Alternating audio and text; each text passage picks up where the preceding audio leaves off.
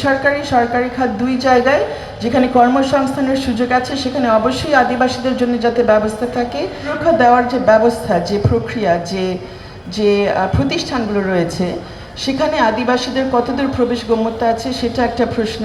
আর পাশাপাশি সেখানে আদিবাসীর কতদূর প্রতিনিধিত্ব আছে। আমাদের সুপ্রিম কোর্ট, আমাদের উচ্চতর আদালত এখান থেকে বেশি দূর না, সেখানে একজনও কিন্তু আদিবাসী বিচারক আপনারা সেখানে পাবেন না। কয়জন বিচারপতি আমাদের পুরো ব্যবস্থার মধ্যে আছেন সেটা আপনারা গুনে দেখবেন, কোনোভাবে সেই 1%-এর কাছে ধারেও না। সেটা যদি আমাদের আদিবাসীদের সংখ্যার একটা প্রতিফলন হয়, রিফ্লেকশন যদি সেখানে পাওয়া যেতে পারে, সেই রিফ্লেকশন আমরা পাচ্ছি না। অথচ সেখানে অবশ্যই বিশেষ ব্যবস্থা নেওয়া উচিত যাতে আদিবাসীদের প্রতিনিধিত্ব সেখানে থাকে। আমাদের সুপ্রিম কোর্টের বাইরে অন্যান্য যে প্রতিষ্ঠানগুলো রয়েছে অধিকার সুরক্ষার জন্যে, সেখানেও আপনারা দেখবেন না সেরকম কোনো প্রতিনিধিত্বর ব্যবস্থা। আইন প্রয়োগকারী সংস্থার মধ্যে কয়জন আছেন আদিবাসী? নিরাপত্তা বাহিনীর মধ্যে কয়জন আছেন আদিবাসী?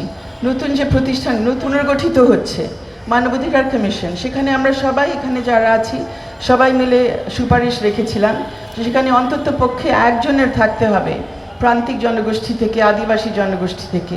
এখন শেষ যে খসড়া আমরা দেখছি যেটা তৈরি করা হয়েছে এই সরকারের পক্ষ থেকে, সেখানে কিন্তু সেরকম নিশ্চয়তা দেওয়া নাই। সম্ভাবনা আছে একজন হতে পারে, কিন্তু কোনো নিশ্চয়তা নাই যে একজন আদিবাসী যাবেন। সেই দাবিটা আবার তুলতে হবে। তথ্য কমিশনের জন্য এখন সুপারিশ নেওয়া, গত সপ্তাহে সুপারিশ নেওয়া হচ্ছিল কারা সেখানে যাবেন।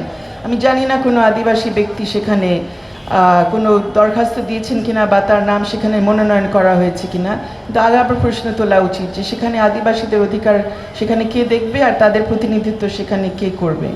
এক লাইটেই নিশ্চিন্তে চলে দিনের পর দিন। Walton emergency bulb, the best emergency bulb.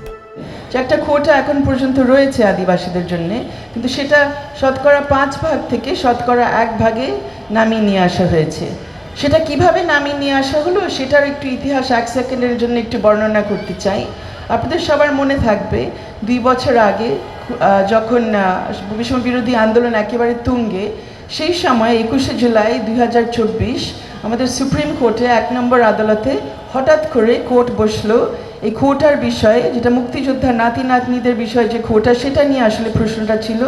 সেই মামলাটা নিয়ে তারা বসলেন শুনানি করার জন্যে। কারো কারো মনে থাকবে 21শে জুলাই 2024 কিন্তু ছিল কারফিউর সময়, কেউ বেরোতে পারছিল না তখন, চারিদিকে ট্যাঙ্ক, এখানে ট্যাঙ্ক, কোর্টের সামনে ট্যাঙ্ক। সেই অবস্থায় আমরা কোর্টে পৌঁছে গিয়ে দেখলাম যে পূর্ণ ঘর, সেখানে যত সরকার পক্ষের আইনজীবী সবাই সেখানে ঢুকে পড়েছেন। এবং সেই পরিস্থিতিতে যেখানে আদিবাসীদের তো কোনো প্রতিনিধি ছিলই না, আদিবাসীদের বলারও কারো ওখানে কোনো এখতিয়ার ছিল না, দায়িত্ব ছিল না, তারপরে আমরা কি ওখানে বলার চেষ্টা করেছি যে ওখানে কিন্তু হঠাৎ করে আদিবাসী অধিকারটা বা আদিবাসীদের কোটাটা পূর্ণ নির্ধারণ করার কোনো ভিত্তিও ছিল না সেখানে। কিন্তু কোর্ট করলো কি, একটা সাজানো নাটকীয় একটা শুনানি করে ফিরে এসে বলল যে একটা কোটা, নারী কোটা তারা বাতিল করে দিলেন। সেটা নিয়েও কোনো বক্তব্য ছিল না বাতিল করার পক্ষে, তাদের সামনে কোনো আবেদন লিখিত মৌখিক কিছু না, বরঞ্চ উল্টো ছিল যে নারী কোটা অবশ্যই যাতে ধরে রাখা হয়। ওনারা বললেন না, নারীরা অনেক কিছু পেয়েছেন, স্পিকারও হয়েছেন, এটা হয়েছে, ওনাদের দরকার নাই। এবং আদিবাসী কোটা কোনো তথ্য ছাড়া, আবেদন ছাড়া, বক্তব্য ছাড়া তারা 5 থেকে 1-এ কমায় নিয়ে আসলেন এবং সেটার ধারাবাহিকতা এখন চলছে। সো আমাদের আসলে প্রশ্নটা রাখতে হবে যে এই সুরক্ষার কাজ যাদের, যে দায়িত্বগুলো যাদের কাছে দেওয়া হয়েছে, ওনারা কতদূর এটা পালন করছেন। এবং এই সুযোগগুলো তৈরি করা অবশ্যই প্রয়োজন, যে কোটাগুলো বিভিন্ন পর্যায়ে প্রয়োজন, শুধু সরকারি খাতে না, বেসরকারি খাতেও কিন্তু কোটা থাকতে পারে। এবং সেখানেও দরকার যে বেসরকারি সরকারি খাত দুই জায়গায় যেখানে কর্মসংস্থানের সুযোগ আছে সেখানে অবশ্যই আদিবাসীদের জন্য যাতে ব্যবস্থা থাকে, একই সাথে শিক্ষা ব্যবস্থায় যাতে কোটা আরও বাড়ানো হয় এবং সেটা ঠিকমতো বাস্তবায়ন করা হয়।